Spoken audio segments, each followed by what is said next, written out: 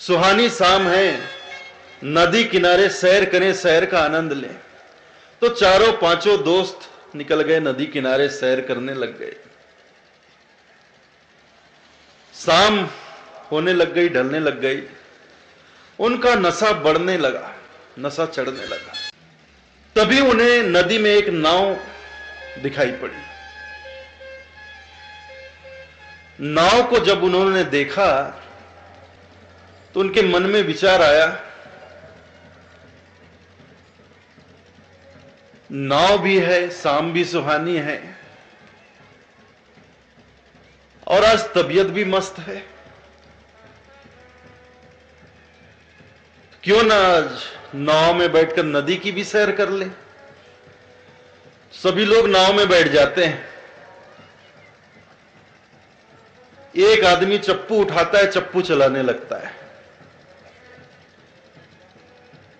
चप्पू चला रहा है, शाम ढल जाती है, अंधेरा हो जाता है। उस दिन उन्होंने इतना शराब पी रखा था, नशा इतना चढ़ जाता है उनको कि वो नाव में ही बेहोश हो जाते हैं, सो जाते हैं।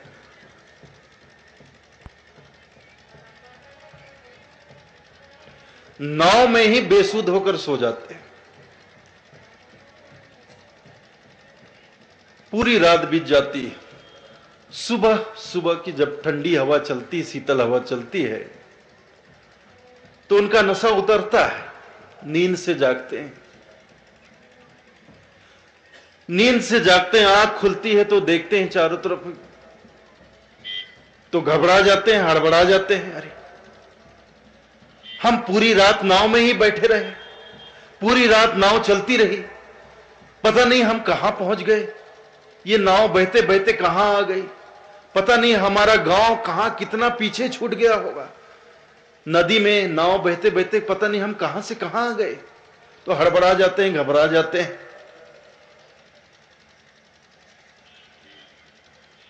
तो एक व्यक्ति से कहते, भैया जरा उतर नाव से, कि गनीमत है कि नाव किनारे ही लग गई है और ज्यादा नहीं बही, जरा उतर के देख हम कहां पहुंच गए।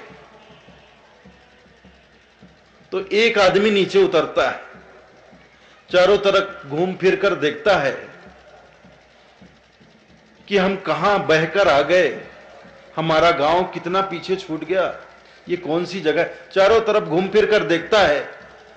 फिर जैसे ही उसकी नजर नाव में पड़ती है तो खूब जोर से हंसने लगता है, जोर जोर से हंसने लगता है।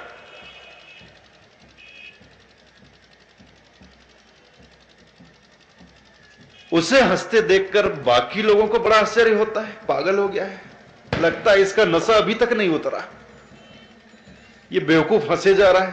तो उन्होंने पूछा, क्या बात हो गई, क्यों हंस रहा है भाई, कहां पहुंच गए, कहां आ गए हम। तो आदमी बोलता है, भैया मैं कुछ नहीं बता सकता, कहां आ गए, तुम लोग भी नीचे उतरो और खुद ही देख लो कहां पहुंच गए। तो बाकी सभी लोग भी नीचे उतरे। उन्होंने भी चारों तरफ घूम फिर कर देखा और फिर सबकी दृष्टि जब नाव में पड़ी तो सभी लोग हंसने लग गए। हुआ ऐसा था कि केवट जो होता है, नाविक जो होता है, जब शाम को घर जाता है तो नाव को एक खूंटे में बांध कर जाता है।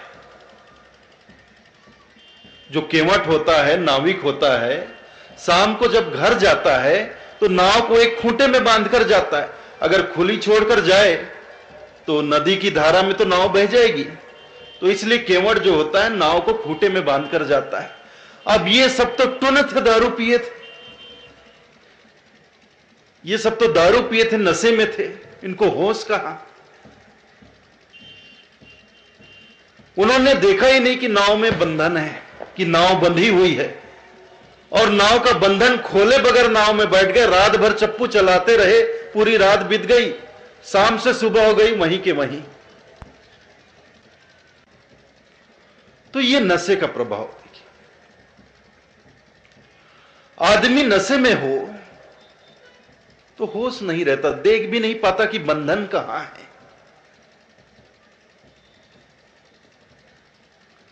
इतना होश नहीं रहता कि इस बंधन को हम खोलकर आगे चले।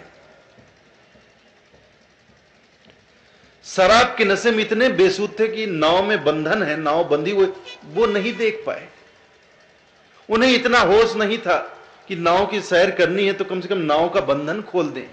जो नाव बंधी हुई उसे खोलकर हम नाव में बैठे, तब तो नाव नदी में आगे बढ़ेगी। तो माया के नशे में हम इतने चूर रहते हैं कि अपने कल्याण के मार्ग पर जब आगे चलते हैं तो ये भी नहीं देख पाते कि हम कहां कहां किस किस तरह से बंधे हुए हैं। बंधन को खोलते नहीं हैं और आगे बढ़ते रहते कदम चलाते रहते हैं। जीवन बीत जाता है, वहीं के वहीं रह जाते, कहीं पहुंचते नहीं।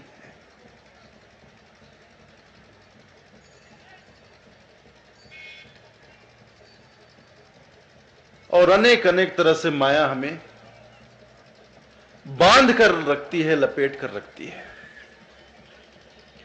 साहब कहते हैं कि माया के इस बंधन को खोलना इतना आसान नहीं, विवेक का कार्य है। विवेक की आंखें खुली हो, थोड़ा हम जागें, थोड़ा होश में आए, तभी माया के बंधनों को देख पाएंगे और उसे खोल पाएंगे।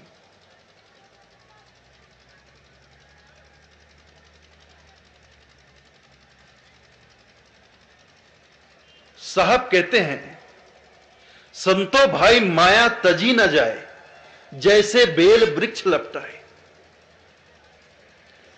माया के बंधन को छोड़ना इतना आसान नहीं है।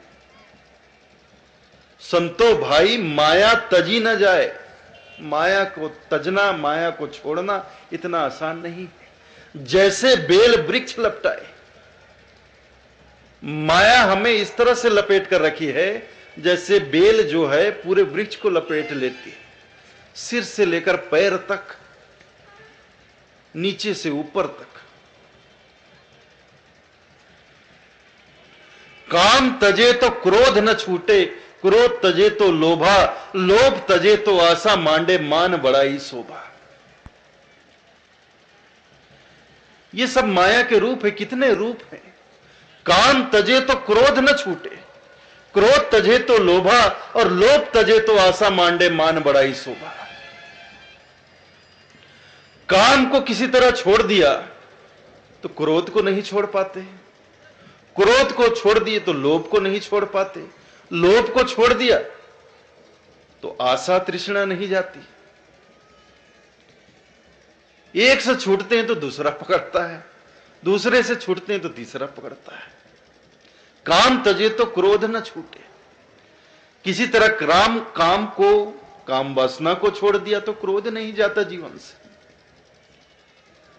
अब काम को भी छोड़ना इतना आसान नहीं होता है। ऐसा नहीं होता है कि हमने कह दिया कि हमने काम वासना का त्याग कर दिया और काम वासना से हम मुक्त हो गए, काम वासना हमसे दूर चली गई। ऐसा नहीं होता। कहने मात्र से कुछ नहीं होता है। सिर्फ कहने से क्या होता है? सिर्फ कहने से सब कुछ हो जाए तो बात ही दूसरी हो जाए। साहब कहते हैं, पंडित बात बदे सो झूठा, राम कहे जगत गति पावे, खाड़ कहे मुख मीठा। कहने मात्र से क्या होता है?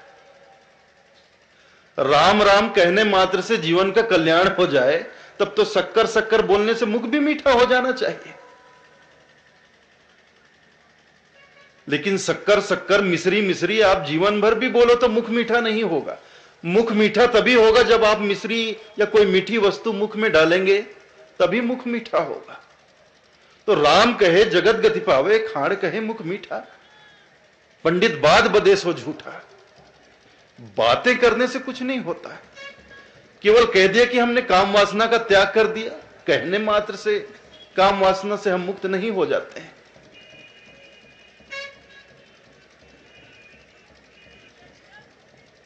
और ज्यादातर लोग